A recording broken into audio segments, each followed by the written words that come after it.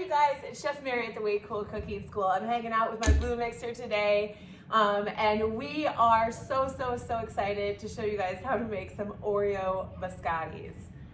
I mean, we're taking cookies and we're making cookies with cookies. Could anything be more cookie-tastic? No, it could not. All right, so for these Oreo biscottis, I've got all my ingredients laid out, and when you're baking, this is really important to pre-measure everything so that you are ready to go when your recipe tells you you're ready to go. There's nothing worse than getting really excited about baking and then reaching into the cabinet and remembering that you forgot to buy baking powder. And the easiest way to stop that is to measure out everything ahead of time. So I've got my 16 Oreos that have been chopped up roughly. Now, in the kit, there just happens to be 18 Oreos, which gives us 2 extra Oreos. Now these can either be tester Oreos that you just enjoy because they're Oreos, or you can take these Oreos and we can crush them up and put them on the tops of our biscottis a little bit later. That's what I'm gonna do. As much as I love Oreos, we're gonna wait and I'm gonna use them to kind of decorate the tops of our biscotti here in a little bit. The other thing I've got is I've got 3 eggs, and this is something that you're gonna need to grab from your kitchen because it did not come in the kit to make the Oreo biscotti. We also have vanilla, pre-measured sugar, pre-measured flour. For those of you who are baking with us that did not get our biscotti kit, the measurements for this are 1 cup of sugar, 1/3 cup of butter that has been melted. And so it's melted and slightly cooled here, just hanging out. Our 3 eggs, we've got 2 teaspoons of our vanilla extract. We also have 3 cups of all-purpose flour ready to go.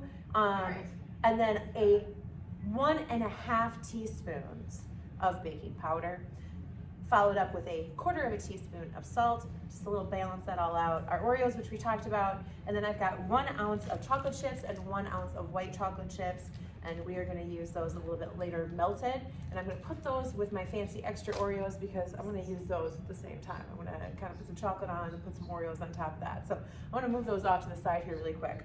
Now, this recipe, biscotti recipe, is really simple. It is like the fundamental kind of the general rule of baking. Wet ingredients hang out together, dry ingredients hang out together.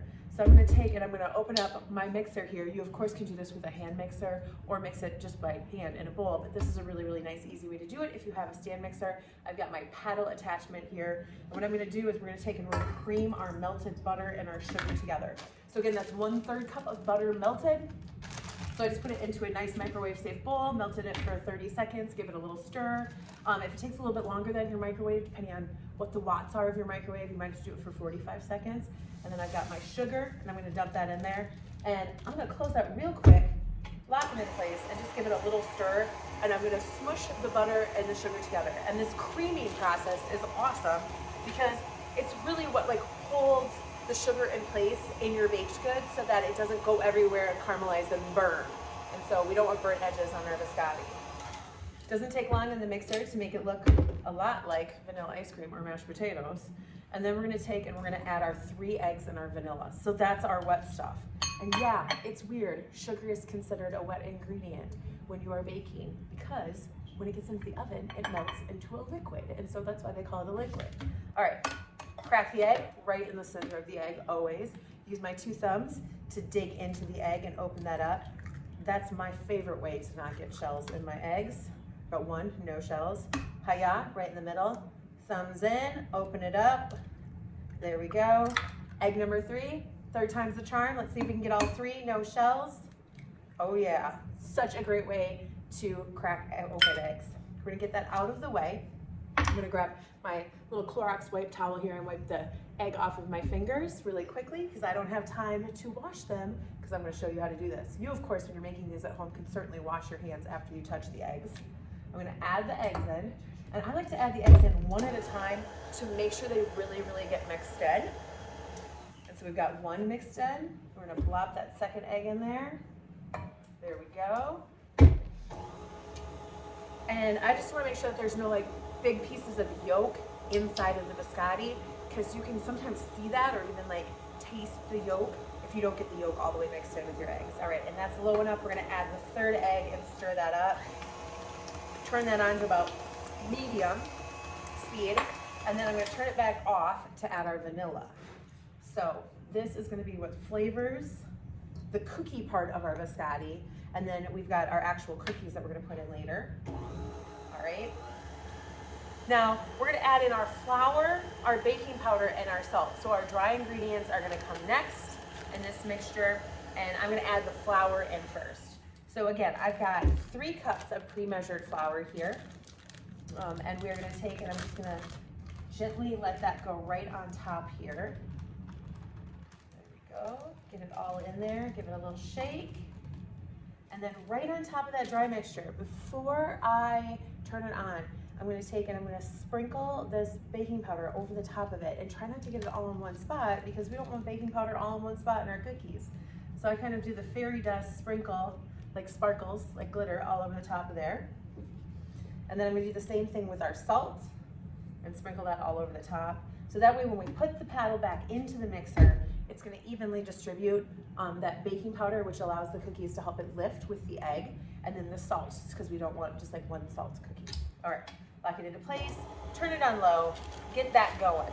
So this is our dough for our cookie.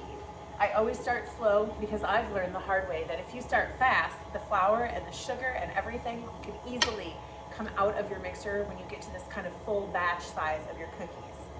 And we're just gonna, once it kind of looks like the flour is not as powdery anymore, I'm gonna take it, I'm gonna turn that up a little bit so that I can get it to actually come together as a dough. And it's gonna be kind of a crumbly dough, and I'm gonna show you what that looks like, because that's important to know.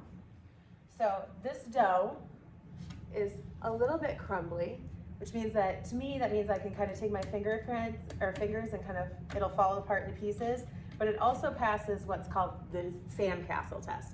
And that means that if I can smush this dough together, I can roll it into a ball or shape it into a sandcastle. And so that's how I know that this dough is ready. I don't want it compacted into a ball quite yet, because we need to fold in all of these delicious coarsely chopped Oreos. Now, coarsely chopped to me is kind of almost like in quarters, like really big chunky chunk pieces of Oreo. And I like that because it allows for the biscotti to be both kind of a vanilla cookie and an Oreo flavor all at the same time. The smaller you cut your Oreos, the more your cookie is going to become a chocolate cookie, because that chocolate's going to break down a little bit more. So we're going to take and I'm going to add in those Oreos there, lock this into place, and I'm going to fold it. So in a mixer, when you're folding, it's kind of like an on-off situation. And so I kind of just let it go, and then I turn it off, and that's going to fold it. If you're folding with your own spatula in a big mixing bowl, that's where you take your spatula and you go to the bottom of it and you flip it over. Go to the bottom and flip it over to incorporate the ingredients in there. So that's how you fold that way.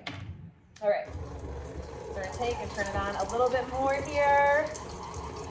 All right, again, at this stage, the more you beat it and the more you fold it in, the more those Oreos are gonna break down and the more chocolatey your dish is going to become. I also have my parchment paper, my baking sheet ready to go. Now, we do want to have this kind of lightly oiled so that our biscotti doesn't stick to it for our first bake. And yeah, this is weird because biscotti gets baked twice in the oven. We bake it like a loaf of Oreo bread, and then we cut it, and then we bake it again. And that's how it gets crispy all the way around, so it's perfect for dunking into hot cocoa and coffee. All right, so very, very lightly, I'm just gonna give it a little bit of oil. You could certainly also take and put a little Pam on here, and that would work too. I'm gonna spread the oil across the top of this, unlock the mixer, lift that up, and we're gonna divide our dough into 2 loaves of dough. So the first thing I'm gonna do is I'm gonna take the paddle off of the mixer, and I'm gonna grab the dough so I can grab all of it here. So you can see my dough is very kind of chunky Oreo still. It kind of looks like chocolate chip cookie dough actually. And that's because I want both, like the picture, both the Oreo and the vanilla cookie aspect to the biscotti. If you go further, or if you did your Oreos smaller, it is gonna be just as delicious. It's just gonna look a little bit different than mine. Then what I'm gonna do is, now that I have a kind of a big ball of dough, I'm gonna take and I'm gonna divide the dough into 2. And then I'm gonna kind of start to shape them into ovals. And this will help me kind of decide if they are about the same size, which it looks like they are, kind of egg shapes here. Nice oval loaves here. And then I'm gonna take and I'm gonna keep pressing and shaping them. And this is kind of where I like that I got the oil on my hands too, because then my hands do not stick to this dough as much. You can pan your hands even to make sure that happens. Now, the one thing I like to do when I'm making biscotti, that's kind of a cool baking hack before we stick these into the oven. And I've already got the oven preheated, so you should kind of do that. Although if you forgot, it's okay, because these can kind of sit here or chilled in your refrigerator for probably up to 3 days before you're ready to bake them. If you just get to this stage, you can even freeze this dough so it's ready to go at this stage. Okay, is when you are patting these down, remember that every part of this is going to be a cookie, which means that there's going to be edges to these cookies. And when we cut the biscotti, you can either have really, really long biscotti, and we're going to cut them this way, or you can cut them this way and kind of get smaller biscotti. But that's why it's so important, no matter which direction you decide to cut your biscotti, is that it is the same thickness all the way around. So oftentimes when we make an oval, these ends end up being much thinner than the center, and we do not want that. So, also because the edges cook faster than the center, we definitely don't want the edges to be thinner than the center. So I've got my 2 ovals ready to go, and we are gonna bake this in the oven now until it gets crispy, and that's about 30 to 35 minutes. So set your timers, and here we go.